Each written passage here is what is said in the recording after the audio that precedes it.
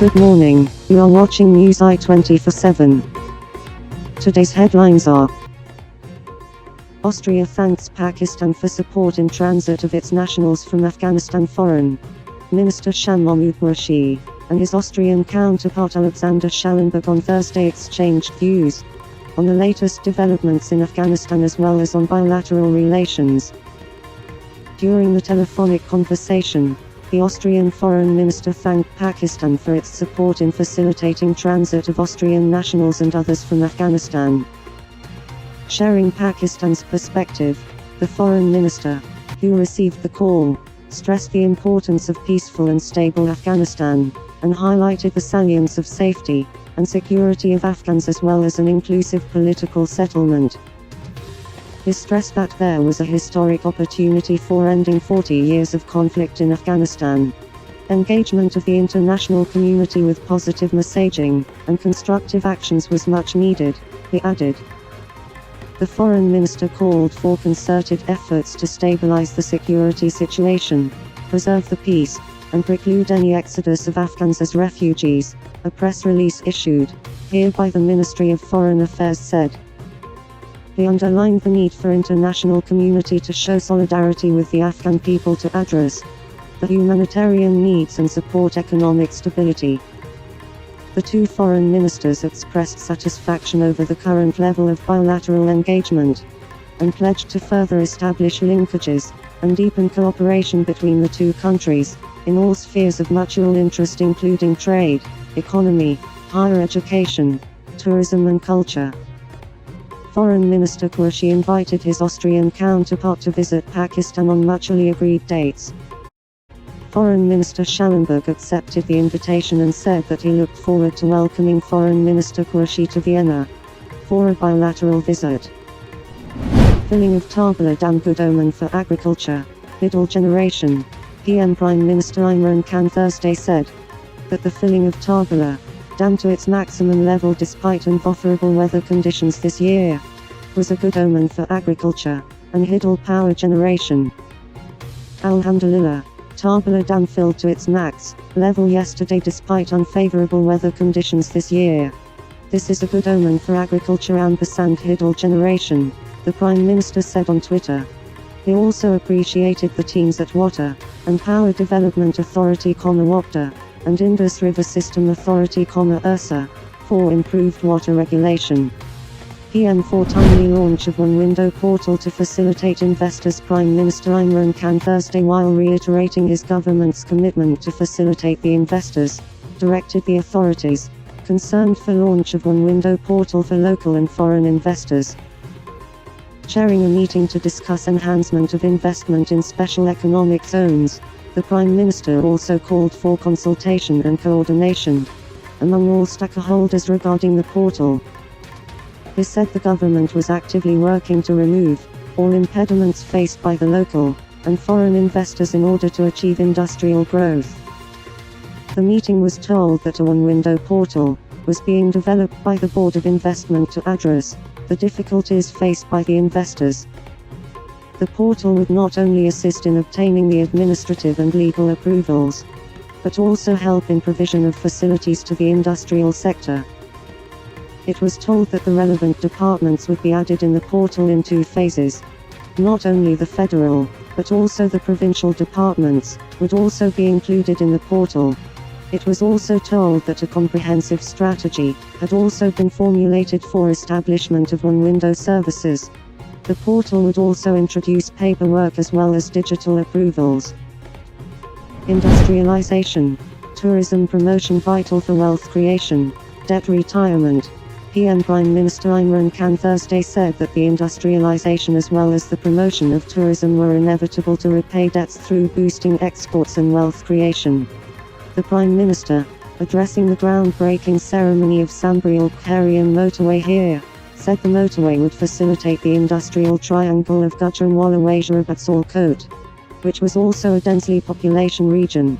Minister for Communications Murad Saeed, Information Minister Qayyudri Fawad Hassan, Sat Musmandar and Chairman of National Highway Authority Captain Comrade Haram Ayer attended the event.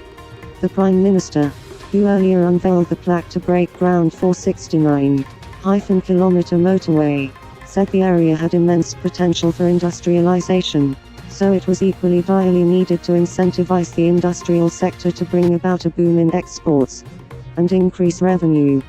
He said the government was committed to facilitate the SMEs sector by easing their approval processes, and also assured the NHA to support them for swift approval of public-private partnership projects. The 32 billion Sambriel-Karian motorway would beget around 4,275 jobs, and cater to around 23,000 vehicles per day. The initial 4-lane motorway would consist of 5 interchanges at Jalalpur-Jatan, Hero-Shah, Daulatnagar, Galayana and Karian. The Prime Minister said SMEs were the backbone of the national economy. But unfortunately, they had to face impediments for their approval processes. Regarding the construction of 69-Sambriel-Karian motorway, which would later be extended to Rawalpindi, would shorten Lahore-Islamabad distance by 100 km, comparing the existing M2 motorway.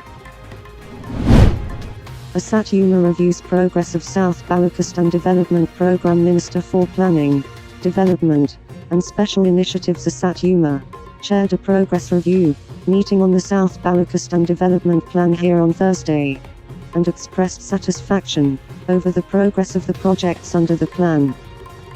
In line with the vision of the Prime Minister for the development of unprivileged and less developed areas in Pakistan, concerted efforts have led to the successful completion of Phase I of the South Balochistan Development Package, culminating in the listing of approved projects since 2021 to 22 and allocation of funds.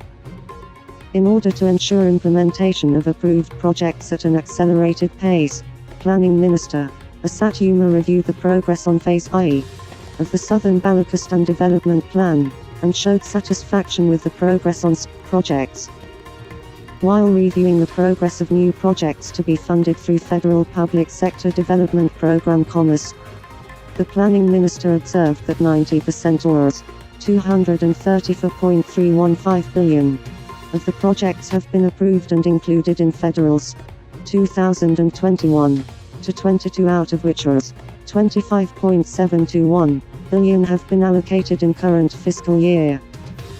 Likewise, for various approved and ongoing projects amounting $274.689 billion, allocation for current fiscal year amounts to $29.160 billion.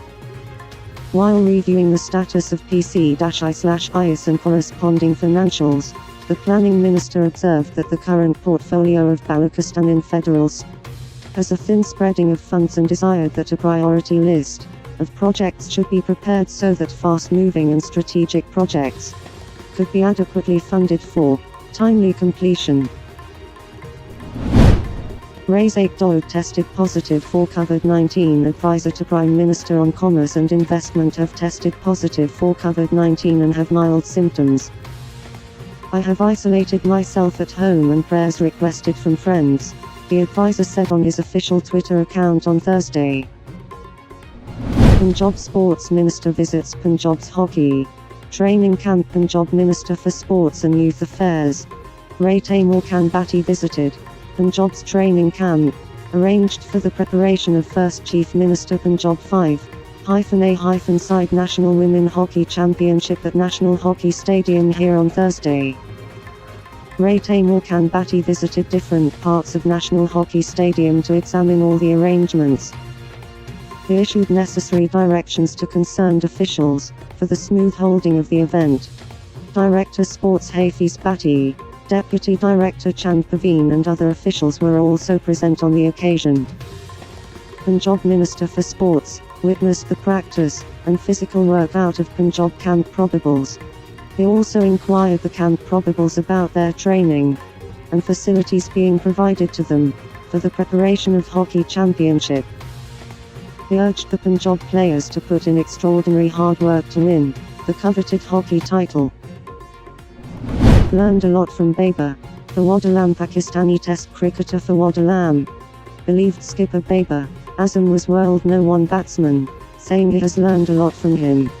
The duo shared a 158-run partnership for the fourth wicket, after losing 3 wickets for just 2 runs on the board, in the first innings of the recently concluded second test against West Indies, which was instrumental in leading Pakistan to a series-leveling victory. Babar is our world number 1 batsman. We all know his class in all 3 formats. The partnership between me and Babar changed the match, and the team really needed it at that time. It brought us back into the match, and then we went on to win the test. I don't think there was a big partnership throughout the 2 tests. cricketpakistan.com.pk quoted him as saying, "When you are batting with the number 1 batsman in the world, you get to learn a lot. We knew that if we kept standing in the middle we will get runs, and that there will be a time when run scoring will become easy. But you have to fight it out to get to that stage. Me and Babar were talking about staying at the crease, and capitalizing when the time was right," he said. He also shed light on his stellar recent batting form that has seen him score 5 centuries in 5 different countries. The 35-year-old credited his experience playing in domestic cricket as the key to his pressure handling skills. When you play first class or domestic cricket for a long time, then you encounter many pressure situations. In domestic cricket, wickets usually fall early, and a batsman has to bat in a pressure situation. That is why you don't panic if you have that experience. Thanks for watching Newsi 24/7. For more news visit our website on www.newsi247.tv or follow us on Twitter, YouTube and Facebook.